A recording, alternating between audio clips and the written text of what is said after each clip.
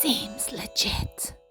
Hello my legitimates, welcome back to my channel. Today I am playing with my xtool and I have just taken a recycled bottle because I'm all about recycling at the moment, and I have etched into it, now it's going to be really hard to see, but I've etched into it a beautiful little flower design here so that I can use this as a vase for something different. Now I did use a molybdenum spray and it was supposed to turn it black and it didn't. Such as life. It does still look cute white, so I'm not upset about that. Also, the other reason I'm doing this video at the moment is there is up to 45% off if you buy an xtool between now and the end of May. The code is XT100. I will put it in the link below.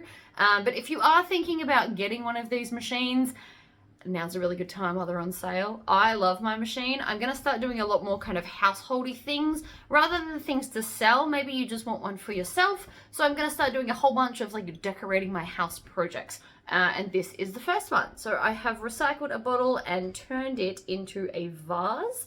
So if you'd like to see how this is done, let's get started.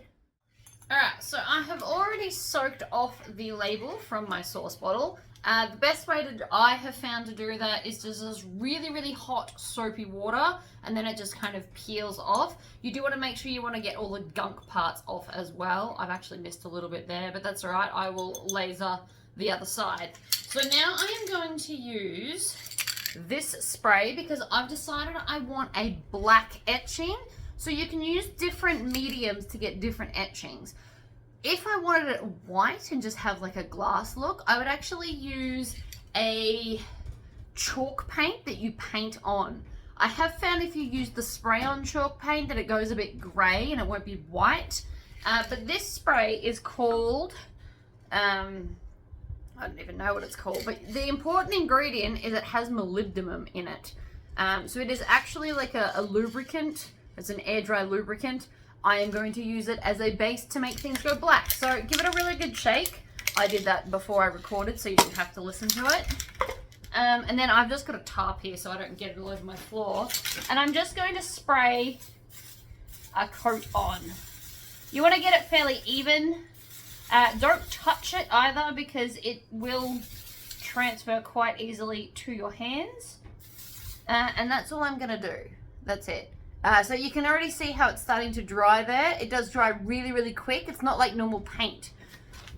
So I'm just going to put that down and then we'll go and set up the machine while it finishes drying. Alright, so I'm going to show you the whole process of what I'm going to go through for this. I have the extender feet and the sneezes apparently today. So I'm just going to lift it up and screw the feet on. So you will need 2 for each side.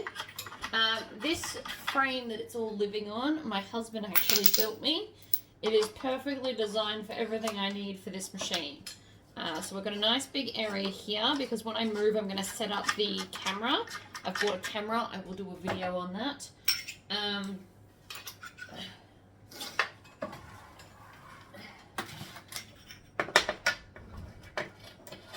going to screw all 4 feet in. I have seen some people build some really cool things where you can just like change the slats and stuff. I'm also going to take this out because I won't need it and it's in the way of me screwing in the feet.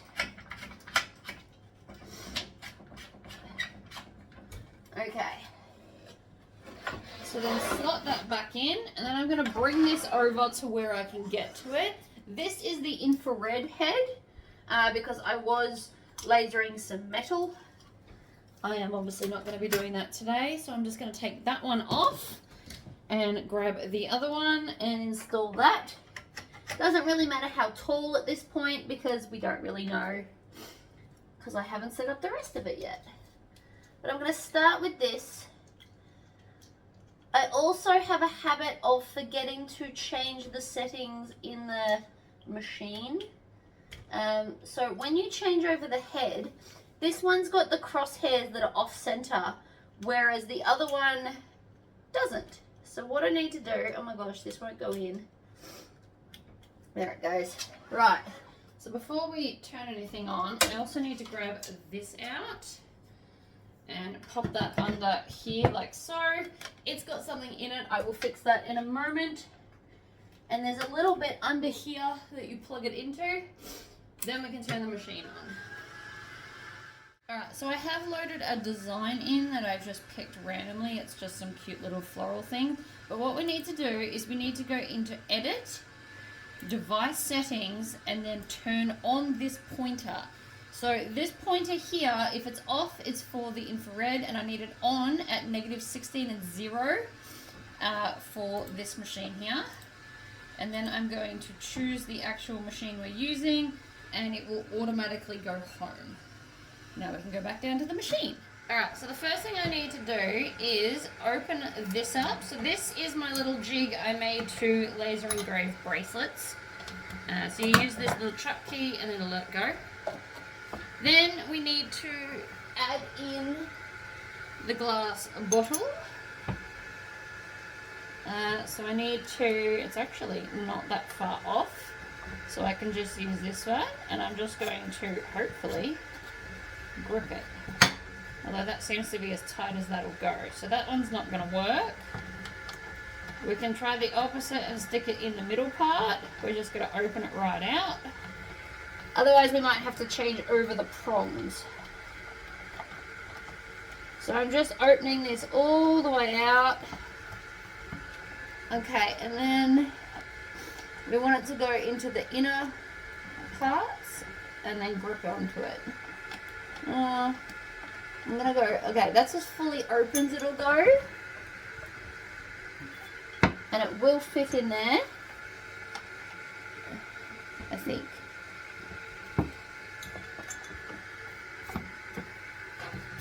I'm actually gonna hold it up like this because I'm finding that easier.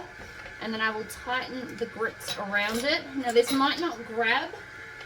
We might have to change tactics, but I will find out. Alright, so now moment of truth. If we put it down, okay, it has grabbed onto it. Fantastic.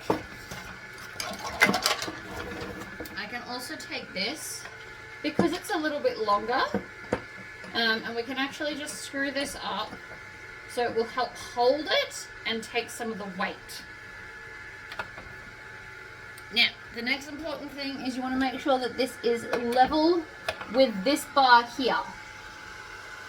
So you want it to be even, like that. And then I'm just going to home again because I've just touched the bar and I like to work from home. I also need to flip my design over. So I'm going to rotate it 90 degrees, and then we're going to just enable rotary up on the machine.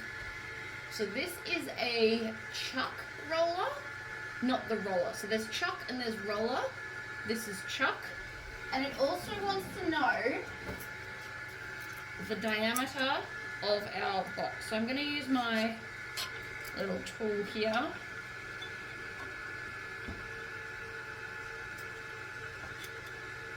No, wrong way. Okay, so it is 59.73 in diameter. I'm going to put that in. It will just help like that. And now I'm going to hit frame, and it's just going to do some things. Okay, that didn't work. Why is my enable rotary? Now let's try frame. So now it should spin. You know it's working if it spins. So now I'm going to grab this and I'm going to flick down the thing to make sure it's going to be high enough, and I'm just going to move it over here so that I don't touch the spray. Bring it down till it hits the glass and set that up there. So we're going to want it that high there. So now let's frame it again. And I actually want to move it down a little bit. So I'm going to just drag the design down a little bit. No, I still want it down a little bit more. Let's try that again.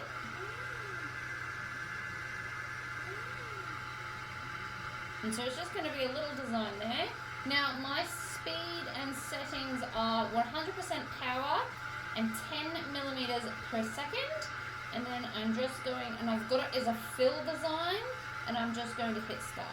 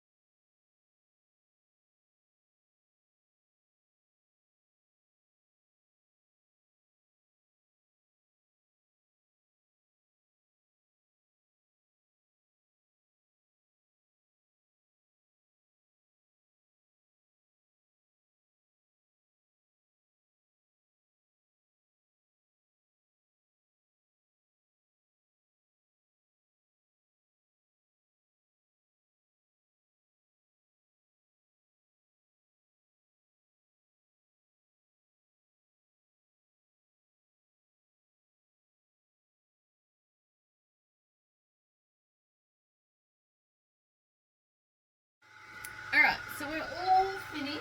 So I'm going to grab my little chuck key. It lives in a glass case. Probably not the smartest life decision, but that's alright.